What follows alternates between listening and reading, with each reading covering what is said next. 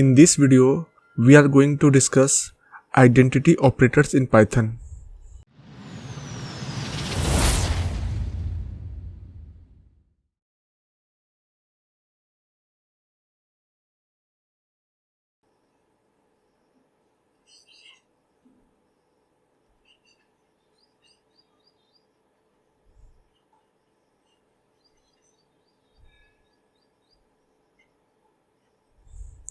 Identity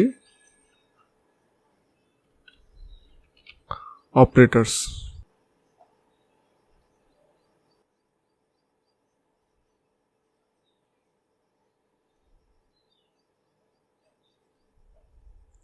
okay, सो identity operators करता क्या है बेसिकली? ये क्या करता है, दो ऑब्जेक्ट्स को कंपेयर करता है कि वो सेम है कि नहीं। सिर्फ ये कंपेयर ही नहीं करता है, ये भी चेक साथ में ये भी चेक करता है कि इनका मेमोरी लोकेशन भी सेम है या नहीं। एग्जाम्पल के तौर पे समझते हैं, जैसे कि हम एक वेरिएबल एक्स ले लेते हैं और उसमें हम असाइन कर देते हैं एक एरे।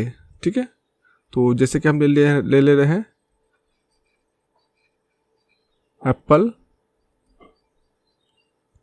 सेकंड हो गया बनाना,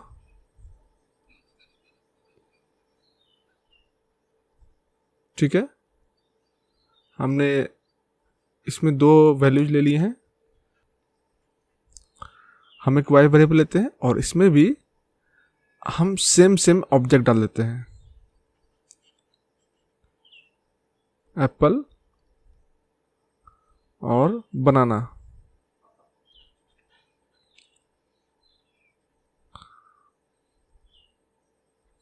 ठीक है, तो यहाँ पे तो आपको एक्स वेरिएबल में और वाई वेरिएबल में दोनों में जो कंटेंट्स हैं वो तो सेम है।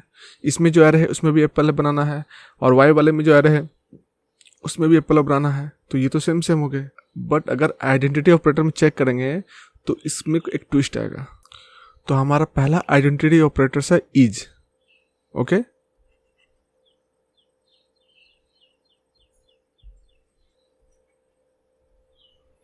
और ये क्या करेगा, ये रिटर्न करेगा true if both objects same. ठीक है, ये बोथ ऑब्जेक्ट को चेक करेगा और वो चेक करेगा कि वो दोनों सेम है कि नहीं, और उनका लोकेशन क्या है, मेमोरी लोकेशन, वो भी चेक करेगा। ठीक है, तो इसे हम कैसे लिखेंगे? हम इसके लिए क्या करते हैं, एक वेरिएबल x जो हमने पहले असाइन किया हुआ है यहाँ पे, इसे लिखते हैं इज y। अगर हम ऐसे लिखते हैं x इज y, और अब क्या करेगा, ये चेक करेगा x और y का वैल्यू सेम है या नहीं, और मेमोरी लोकेशन भी चेक करेगा। ओके, तो इस केस में क्या होगा, x का वैल्यू y का वैल्यू दोनों सेम है, तो क्या होगा? ओके, तो फॉर एग्जांपल अब ये चेक करेगा x इज y में क्या x का वैल्यू और लोकेशन, मेमोरी लोकेशन दोनों सेम है y के कंपेयर में। तो यहाँ पे आप देख सकते हैं x का जो लोकेशन होगा मेमोरी में, ये आपका मेमोरी स्टैक है। ठीक है, तो आपका x का लोकेशन यहाँ हो सकता है, y का लोकेशन यहाँ पर रहेगा।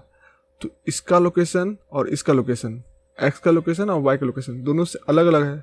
सबसे पहले चेक करेगा ऑब्जेक्ट सेम है या नहीं। अगर ऑब्जेक्ट सेम है फिर चेक करेगा मेमोरी लोकेशन सेम है या नहीं। तो मेमोरी लोकेशन तो ये डिफरेंट है, तो क्या करेगा, ये हमें फॉल्स में आउटपुट देगा। ठीक है, तो आपको यहाँ पे एक आइडिया मिला होगा, जब हम दो वेरिएबल्स ले रहे हैं तो दोनों का मेमोरी लोकेशन भी डिफरेंट होगा।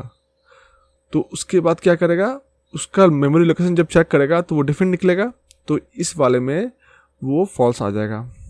ठीक है,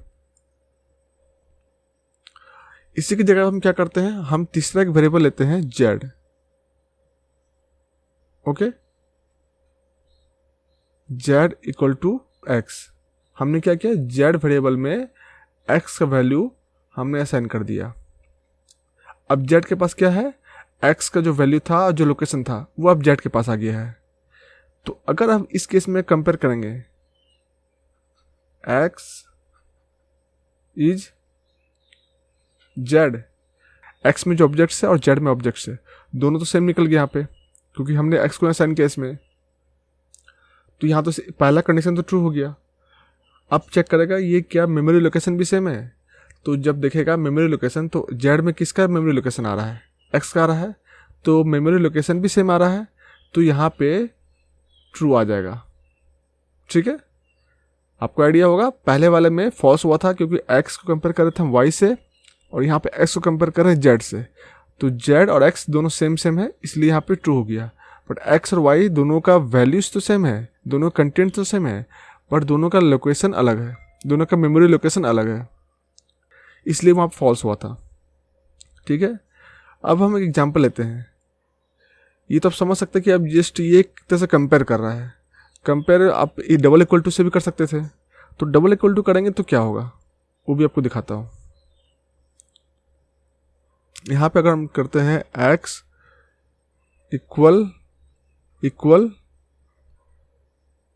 वाई, अगर हम ये करते हैं तो x का वैल्यू लेगा और y का वैल्यू लेगा। तो आप देख सकते हैं x का वैल्यू क्या है हमारा, x का वैल्यू है एप्पल एंड बनाना, और y का वैल्यू भी क्या है, एप्पल एंड बनाना है। तो दोनों का वैल्यू सेम सेम है। तो इस केस में क्या होगा, जब दोनों का वैल्यू सेम है तो इक्वल ऑपरेटर क्या करेगा, चेक करेगा दोनों का वैल्यू, अगर इक्वल रहेगा तो ट्रू आउटपुट देगा। अगर हम इसका वैल्यू बदल देते हैं, y वाले में बनाना की जगह पे पपाया कर देते हैं, तब ये डिफरेंट डिफरेंट होगा, तब वो फॉल्स करेगा। अदरवाइज अगर दोनों सेम सेम है तो ये ट्रू करेगा। तो हमारे y वाले में, इस वाले में क्या आउटपुट आएगा, ट्रू आएगा।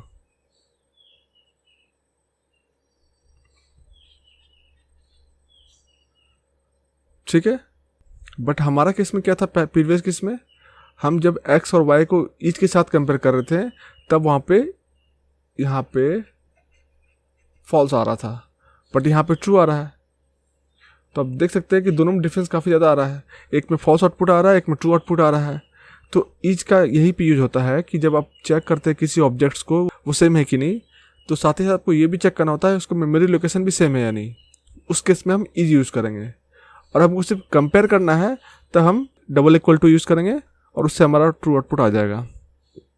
तो आपको समझ में आ गया होगा कि इज कहाँ यूज़ करना है हमें। उसी तरह हमारा नेक्स्ट ऑपरेटर है इज नॉट।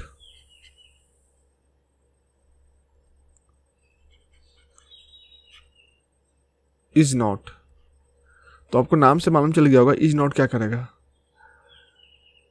अगर दोनों वेरिएबल सेम लोकेशन और सेम ऑब्जेक्ट नहीं है, तब ये हमें ट्रू देगा, अदरवाइज हमें फॉल्स देगा। Return true if both object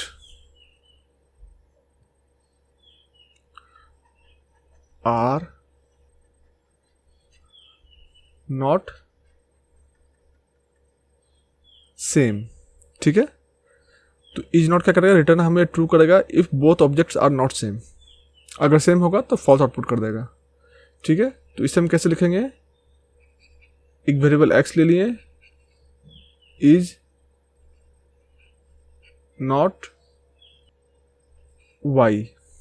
ठीक है, इज नॉट हमारा एक ऑपरेटर है और एक्स और वाई के साथ कंपेयर करेगा इसे। तो हम एक एग्जांपल लेके समझते हैं। हमने एक्स एक ले लिया वेरिएबल, और इसमें हमने असाइन कर दिया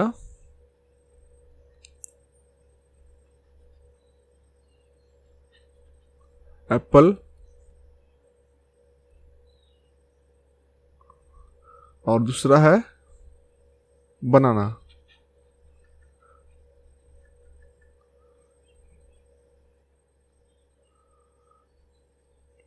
ठीक है, उसी तरह हम y का लेते हैं।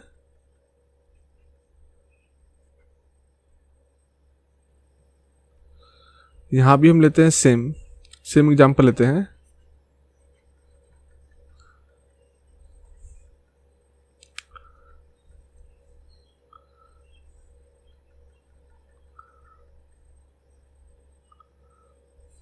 ठीक है, हमने सेम एग्जांपल ले लिया है प्रीवियसली जो हमने लिया था।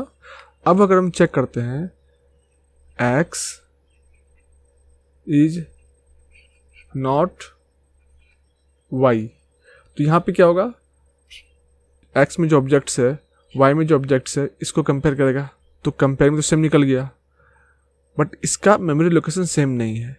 जब मेमोरी लोकेशन सेम नहीं है तो ऑब्वियसली आपको बता चुके हैं आइडेंटिटी ऑपरेटर्स में मेमोरी लोकेशन भी चेक करता है।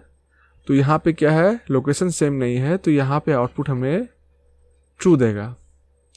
ठीक है, अगर वही हम कर देते हैं z इक्वल टू, इस बार y लेते हैं, ठीक है, z इक्वल टू y, तो इस बार हम क्या करेंगे, y इज नॉट z, तो क्या हुआ, हमने यहाँ पे एक y वेरिएबल लिया और इसको किससे कंपेयर कर रहे हैं, z के साथ। z में भी तो हमने y का वैल्यू ही असाइन किया है, तो यहाँ पे z में भी तो जो लोकेशन होगा, जो कंटेंट होगा वो सेम होगा, तो क्या होगा, ये तो सेम निकल गया, बट यहाँ पे हमें बोल रहा है इज नॉट, नहीं होना चाहिए, बट यहाँ पे तो सेम हो गया, तो यहाँ पे हमें आउटपुट फॉल्स आएगा। ठीक है, आपको समझ में आ गया, ट्रू यहाँ पे आ रहा है, यहाँ फॉल्स आ रहा है। प्रीवियसली इसका जस्ट रिवर्स था, अगर सेम नहीं था तो फॉल्स आता था और सेम होने पे ट्रू आता था, बट यहाँ पे क्या, सेम होने पे फॉल्स आता है और सेम नहीं होने पे ट्रू आता है। ठीक है, आपको दोनों एग्जांपल से समझ में आ गया होगा किस तरह से इसे यूज करते हैं। अब हम चलते हैं अपने VS कोड की तरफ और इसे हम प्रैक्टिकली देख लेते हैं। अब हम आ गए हैं अपने VS कोड पर। यहाँ पे हम एक नया फाइल क्रिएट करते हैं आइडेंटिटी ऑपरेटर्स के नाम से।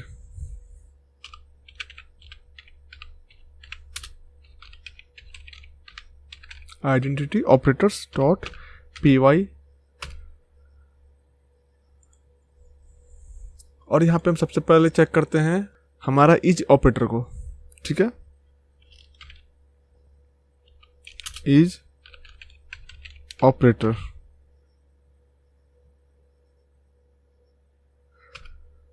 इज ऑपरेटर में हम कैसे चेक करेंगे, सबसे पहले हम एक वेरिएबल x ले लेते हैं, यहाँ पे हम एक एरे लेते हैं और इसमें असाइन कर देते हैं हम ऑरेंज,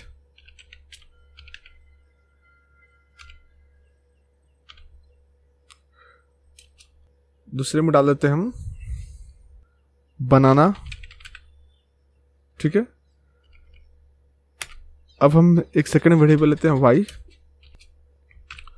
और इसमें हम पहला लेते हैं सेम ऑरेंज, एंड इसके बाद हम लेते हैं बनाना, सेम हमने वैल्यू ले लिया। अब हम ईच के साथ चेक करते हैं। ठीक है, प्रिंट x इज y। ठीक है, हम इसको चेक करेंगे तो जैसे आपको बता चुके हैं, जब इसे चेक करेंगे तो ये क्या करेगा, चेक करेगा दोनों के ऑब्जेक्ट सेम है कि नहीं, दोनों के वैल्यूज कंटेंट सेम है कि नहीं। अगर सेम होंगे तो लोकेशन चेक करेगा, और लोकेशन जब चेक करेगा तो लोकेशन में ये लोकेशन सेम नहीं मिलने पे ये फॉल्स आउटपुट करेगा, क्योंकि x और y दोनों का मेमोरी लोकेशन डिफरेंट होगा। ठीक है, तो इसे हम चेक करते हैं, द प्रोग्राम को हम रन करके चेक करते हैं।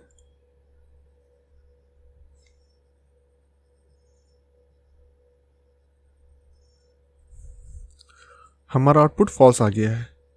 वहीं हम क्या करते हैं, हम इसके साथ एक और प्रिंट लिखते हैं, और इस बार हम क्या करते हैं, इक्वल टू ऑपरेटर यूज करते हैं। ठीक है, वेरिएबल x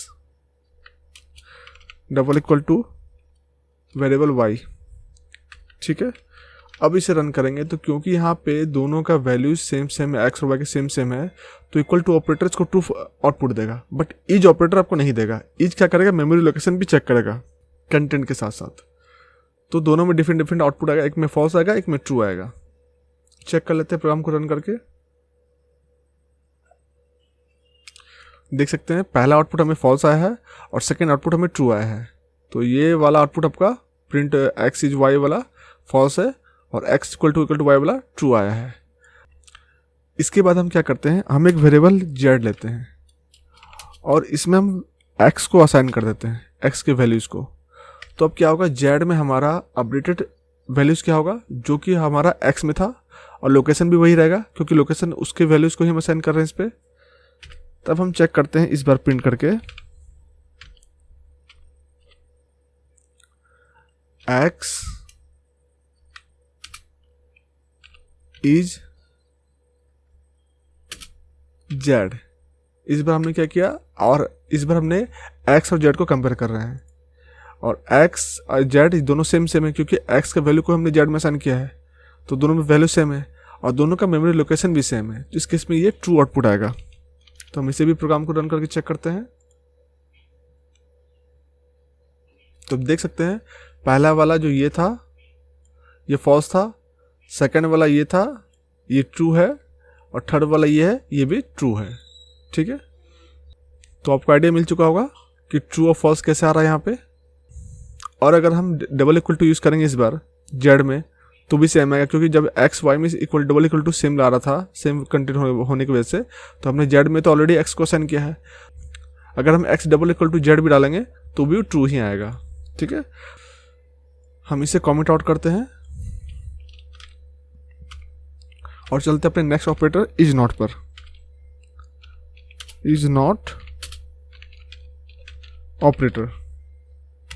ठीक है, हम यहाँ पे एक वेरिएबल एक्स लेते हैं, इसमें असाइन करते हैं पहला value Apple, second value orange, और हम एक वाई वेरिएबल लेते हैं और इसमें भी हम सेम असाइन कर देते हैं एप्पल, और सेकंड है ऑरेंज। हमने सेम वैल्यूज दोनों में असाइन कर दिया, एक्स में भी और वाई में भी। अब हम इसको चेक करते हैं इज नॉट के साथ। तो प्रिंट पहला variable x is not y, second variable y. हम इस बार इज नॉट के साथ चेक कर रहे हैं, तो इस बार क्या होगा, इस बार दोनों का वैल्यू चेक करेगा, दोनों का ऑब्जेक्ट सेम है या नहीं, और सेकंड चेक करेगा कि दोनों का लोकेशन सेम है या नहीं। अगर सेम निकल जाएगा तो हम ये आउटपुट फॉल्स करेगा, अदरवाइज ट्रू करेगा। तो हम चेक करते हैं इसे रन करके।